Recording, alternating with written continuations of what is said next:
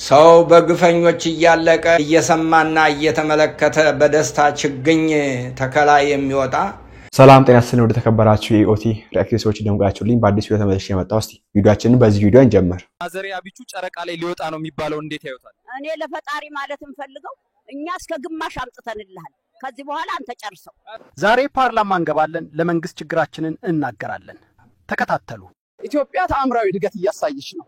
ሰው ጠግቦ እያደረ ነው። የኑሮ ውድነቱም ቀንሷል።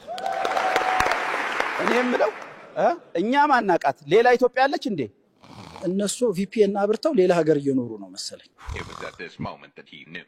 ይሄ እንግዲህና ሰው መሬቱን የገለጸ ያለው በኤአይ ነውና አሁን ላይ እንግዲህ አርቲፊሻል ኢንተለጀንስ በጣም ትልቅ ባሪ ያርሳልና ወደፊቱ በጣም አስኪ ሆኖ ቀጥሏል።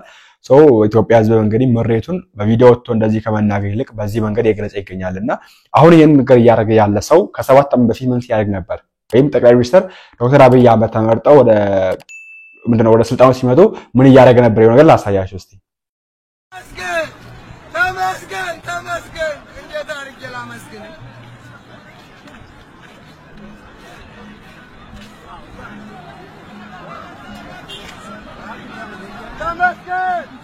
ተመስገን አምላኬ ተመስገን፣ የእስራኤል አምላክ የኢትዮጵያ አምላክ ተመስገን ጌታዬ፣ ስምህ ይባረክ። የኢትዮጵያን ጨለማ የገፈፍክ ስምህ ይባረክ። እግዚአብሔር ሆይ የሰላም ንጉሥ ተመስገን። አምላኬ አምላኬ አምላኬ አምላኬ፣ የሙሴ አምላክ፣ የኢያሱ አምላክ፣ የእስራኤል አምላክ፣ የኢትዮጵያ አምላክ ስምህ በሰማይ በምድር የተባረከ ይሁን። አምላኬ ስምህ ብሩክ ይሁን። እግዚአብሔር ሆይ አመሰግናለሁ። ክብር ላንተ ብቻ ይሁን። ክብር ለኃያልነትህ ይሁን። ያው እንግዲህ እንዳያችሁት ነው ከሰዓት በፊት እንደዚህ ብሎ ጠቅላይ ሚኒስትር ዶክተር አብይ የተቀበለ ህዝብ ዛሬ በዚህ መንገድ መሬቱን እየገለጸ ነው የሚገኘው።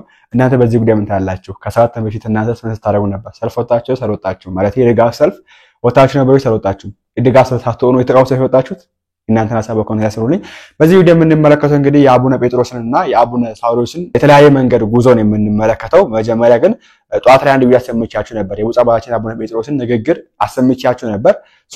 አቡነ ሳዊሮስ ደግሞ ይሄን የሚቃወም ነገር እያደረጉ አይተናቸዋልና ለማንኛውም ለማስታወስ ያክል ድጋሚ የብፁዕ አባታችን አቡነ ጴጥሮስን ንግግር ላሰማችሁ። በኢትዮጵያ በተለይም በኢትዮጵያ ኦርቶዶክስ ተዋሕዶ ቤተክርስቲያን ካህናትና ምዕመናን ላይ እየወረደ ያለውን የመከራ ዶፍ የሚያቆም ጠፍቶ በየዕለቱ ከዓይኖቻችን የደም እንባ ከማዝነብ በስተቀር ያተረፍነው አንዳችም ነገር የለም። እንባችን የሚያብስ ጠፍቷል። ከሰሞኑ ሌሊትም ቀንም እንድናነባ የሚያደርግ መከራ ከተለያዩ ሚዲያዎች ሰምተን እጅግ አዘን። ዓይኖቻችን እንቅልፍ አልባ ሆኑ። ከጣዕመ ዓለም ርቀው በየዋሻው ዘግተው ለሀገርና ለሕዝብ የሚጸልዩትን አባቶች በአሰቃቂ ሁኔታ መግደል፣ ሌሎችንም አግቶ ማጋዝ የሰሞኑ እንደ አዲስ አጀንዳ በመሆኑ አዘናችን የመረረ አድርጎታል። የመከራውን አሰቃቂነት ነቢየ እግዚአብሔር ዳዊት ሲገልጥ ዓይኖቼ በመከራ ፈዘዙ፣ አቤቱ ሁልጊዜ ወደ አንተ ጮኻለሁ፣ እጆቼን ወደ አንተ ዘረጋሁ። ይህ የቅዱስ ዳዊት መዝሙር የኢትዮጵያውያን መዝሙር ይሆን ዘንድ አብረን እንመልከተው። በሌላኛው መዝሙሩ ዳዊት ሰቆቃውን ሲገልጽ ማረን አቤቱ ማረን፣ ንቀትን እጅግ ጠግበናልና፣ የባለጠጎች ስድብና የትዕቢተኞች ንቀት ነፍሳችን እጅግ አጠገባት። መዝሙር 123 ቁጥር 3 እያለ የተማጽኖ ዝማሬውን ያስከትላል። የዚህ ዘመን የኢትዮጵያ ነገር እንባ ባህር ሆኖ ሰው ቢያሰጥም፣ ደም ጎርፍ ሆኖ ሰው ጠራርጎ ቢወስድ፣ የሚሰማ ጆሮ የሚያይ ዓይንና የሚያስተውል አእምሮ የለም ብንል ተገቢነት ያለው አባባል ነው። ይህን የምናገረው ወይ የማስታውሰው ሞት ስለሚያስፈነድቃቸው የተራበ ሰው ሲያዩ ስለሚያስደስታቸውና የበላ የጠጣ ሲያዩና የሰመረ ሕይወት ሲመለከቱ ሐዘን ስለሚሰብራቸው ፖለቲከኞቻችን አይደለም። መልእክቱ ለሁላችን ይልቁንም ለእያንዳንዳችን ነው።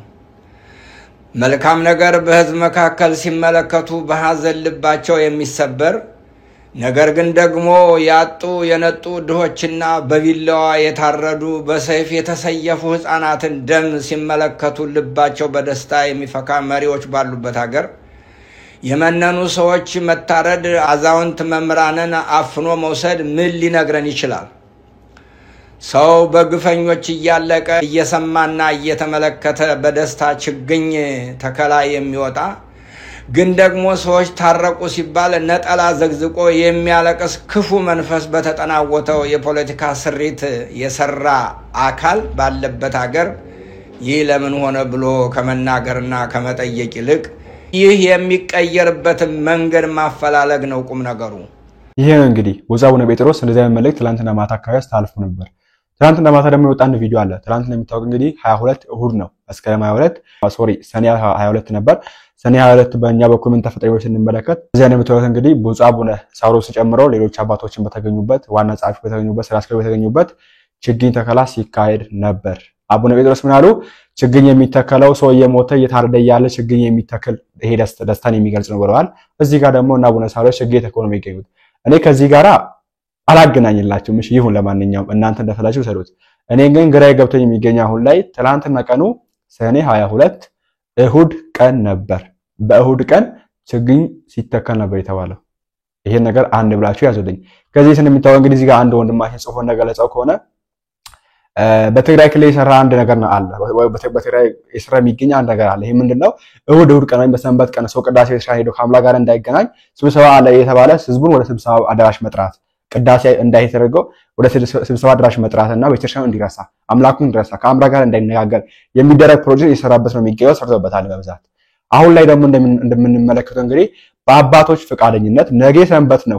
በእሁድ ቀን እኛ እንደምናወው እንግዲህ ቤተክርስቲያን እንደምታስተምረው መሬት አይቆፈርም። የግዝት በዓል ነው።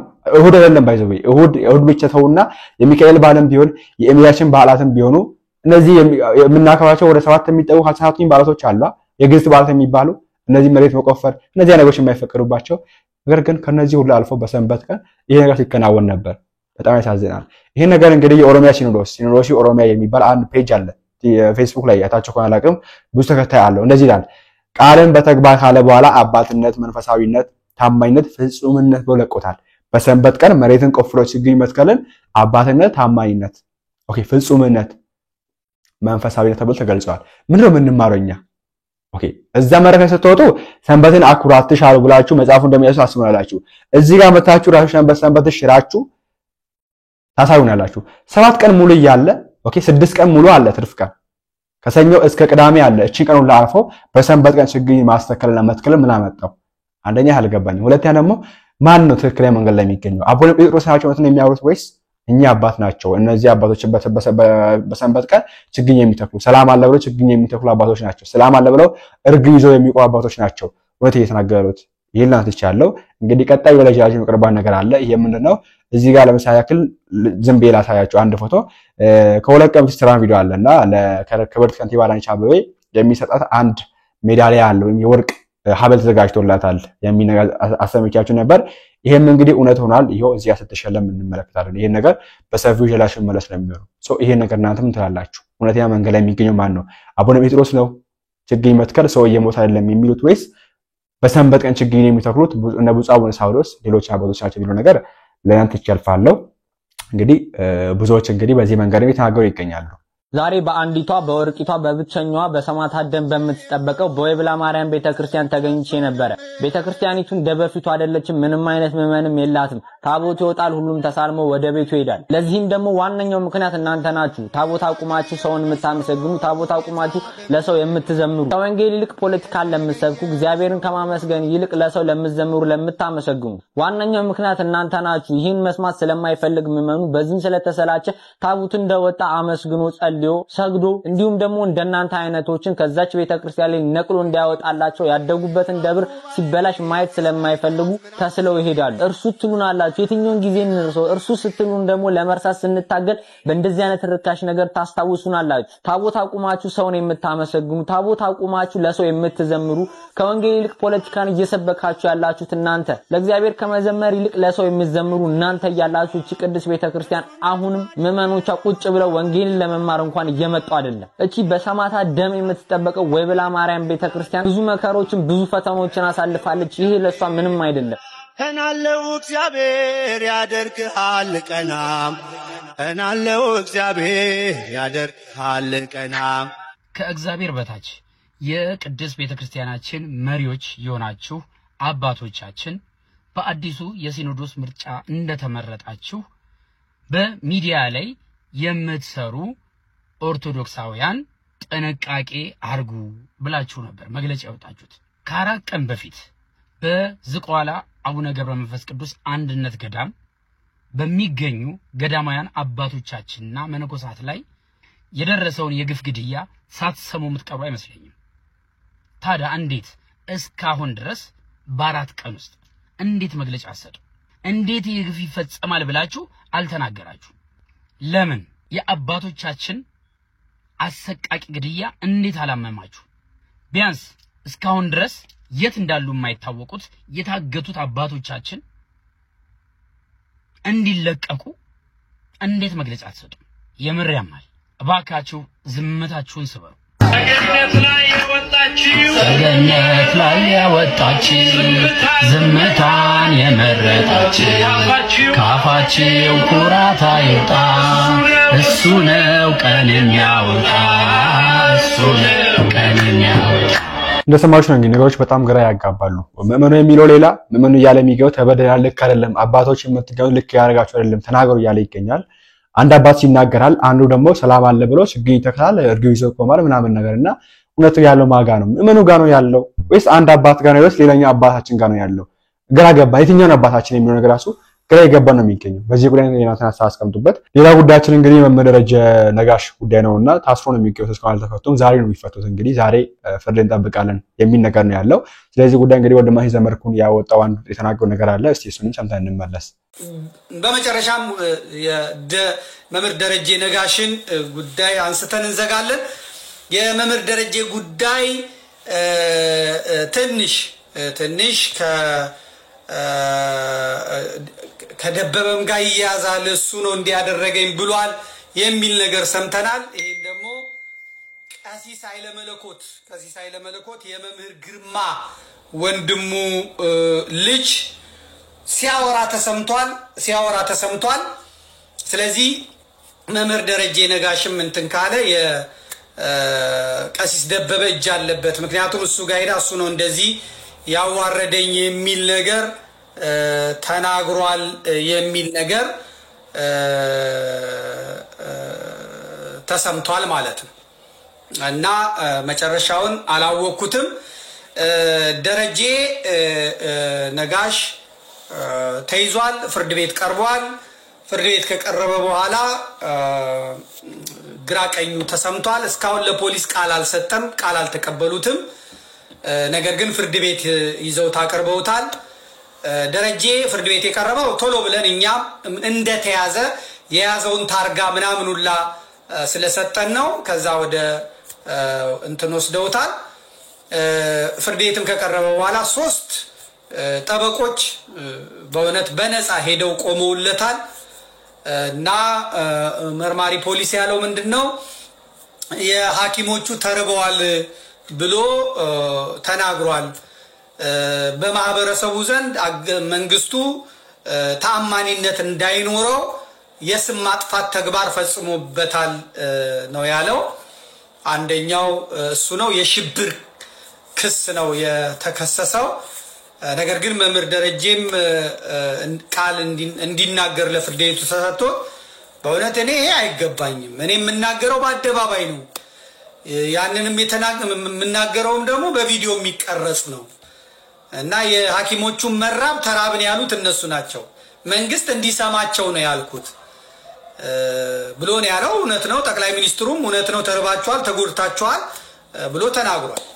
ስለዚህ የተለየ ነገር አለኩን ነገር የለም። ሀገሬን ወዳለው ቤተክርስቲያኔን ወዳለው ከሀገሬና ከቤተክርስቲያኔ የትም አልሄድም እና ደግሞ ደሃ ተበደለ ፍርድ ተጓደለ ብዬ ነው የተናገርኩት። ተደብቄ አይደለም ፍቃድ አውጥቼ ነው እያደረኩ ያለሁት እና እኔን ሰንሰለት አስገብታችሁ እንዲህ ለመድከምም አይገባም ነገር ብሏል። ይሄንን ጠበቆቹም ህግ ጠቅሰው ተከራክረዋል። ፍርድ ቤቱም ግራ ቀኙን አይቶ ለከሰዓት ብሎ ቀጥሯል።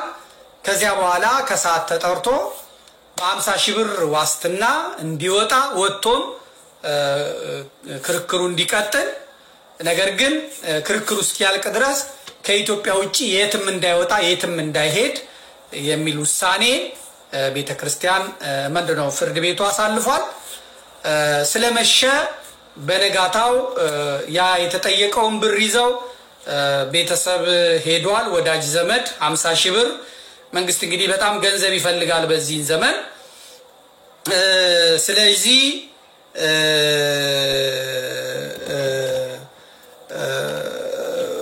በሄዱበት ሰዓት ፖሊስ እንደገና ወደ ከፍተኛው ፍርድ ቤት ይግባኝ ጠይቆ አልፈታም ብሎ ይታይልኝ ብሎ አመልክቷል። ከተፈታ ፋይል ይደብቅብኛል፣ ምስክሮቼን ይሸሽግብኛል፣ ያጠፋብኛል ነው ያለው። እንግዲህ ሰኞ ከጠዋቱ 3 ሰዓት ላይ ፍርድ ቤት ተቀጥሯል። ሰኞ 3 ሰዓት ላይ ይሄኛውን የስር ፍርድ ቤት ያዘዘውን የከፍተኛው ፍርድ ቤት ምን እንደሚል አይታወቅም። ትንሽ እንዳመመው ሰምቻለሁ። ፖሊሶቹ የፖሊስ ወፎቼ ነግረውኛል። ትንሽ አሞት ነበር ግን ወዲያው ተሽሎታል ብለዋል። እንግዲህ የስኳር ህመም ምንም አለበት፣ ሕክምናም እንዳገኘ ሰምቻለሁ። ይሄ ነው አሁን በሱም በተመለከተ ያለው ማለት ነው። ያለው ይሄ ነው።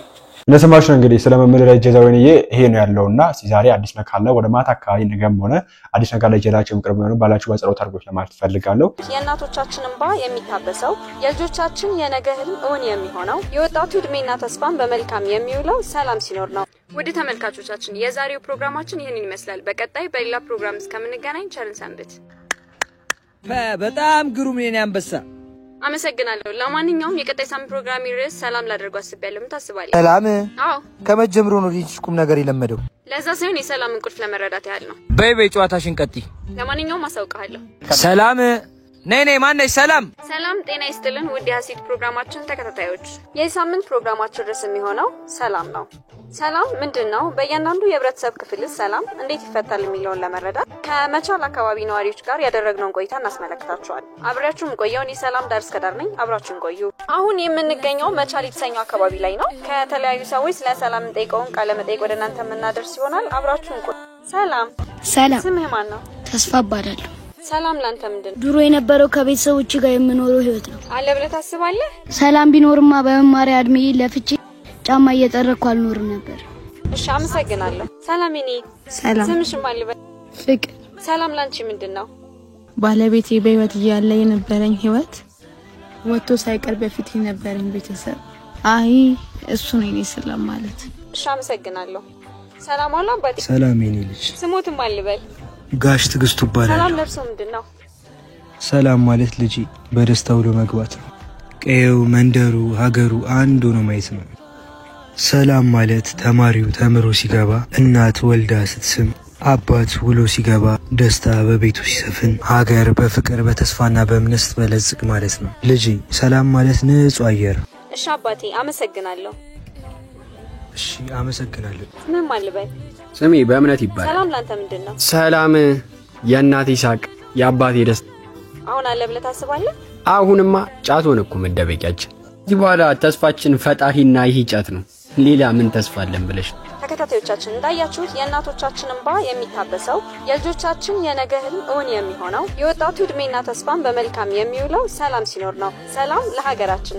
ከሀሴት ሚዲያ ቪዲዮአችንን የሚሰነበው ቪዲዮአችን ያው አዲስ ነገር እንዳገኛችሁበትና መረጃ እንደደረሳችሁ አልጠራጠርም። በዚህ ጉዳይ እናንተ ሐሳብ በኮሜንት ያስሩልኝ። በቀጣይ በሌላ ቪዲዮ እስከምንገናኝ ድረስ እግዚአብሔር ከእናንተ ጋር እግዚአብሔር አምላካችን ሀገራችን ሰላም ያድርግልን፣ ተወዳጅነት ይጠብቅልን። ቸር ቆዩልኝ።